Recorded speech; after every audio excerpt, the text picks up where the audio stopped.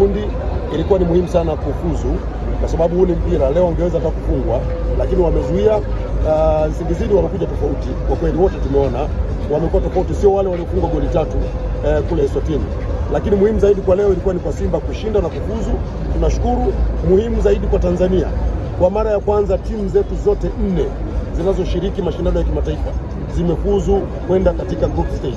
Hili ni jambo muhimu na mimi nafurahi sana. Nawatakia kila la heri wote, Simba, Yanga, Azam na Singida Black Stars katika hatua ya makundi, waende wakafanye vizuri, waendelee kuiwakilisha nchi yetu vizuri. Na mimi nafurahi kwamba timu zinakwenda kwenye makundi sio kwa kubahatisha, zinakwenda kwenye makundi by merit, kwa ubora walionao, na hiki ni kitu muhimu sana. Kwa tuna uhakika kwamba nchi yetu inaweza kufikia ile ndoto tuliyojiwekea, kwamba timu zetu ziende zikacheze finali, iwe kwa bingwa au shirikisho. Kiongozi wewe ni mtu wa michezo, kwa namna ambavyo Simba imecheza leo, pengine wapinzani waliwastadi vizuri Simba katika mchezo wa awali, kitu ambacho kimesababisha kumalizika kwa sare katika mchezo?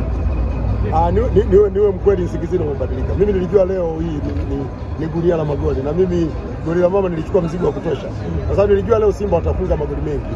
Lakini nadhani mwalimu wa Nsingizini amekuja na plani nzuri, amezuia Simba wasifunge, amefanikiwa.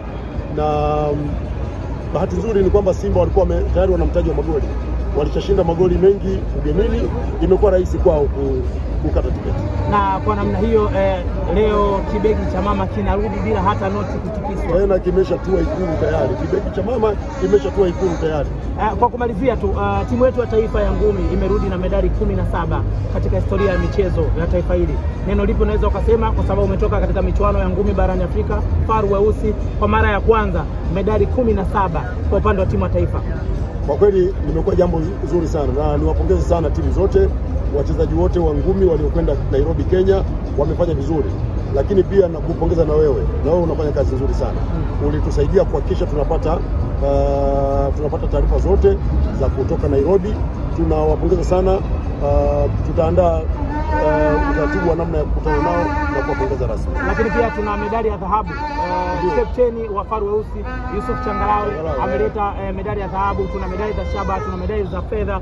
Neno kwa hao wachezaji, neno kwa huyu nahodha? Pongezi nyingi sana kwa Changarawe, pongezi nyingi sana kwa wote ambao wamekuja na medali. Tunawashukuru sana. Tutakutana nao siku tutakayopanga, tuwapongeze. Shukrani.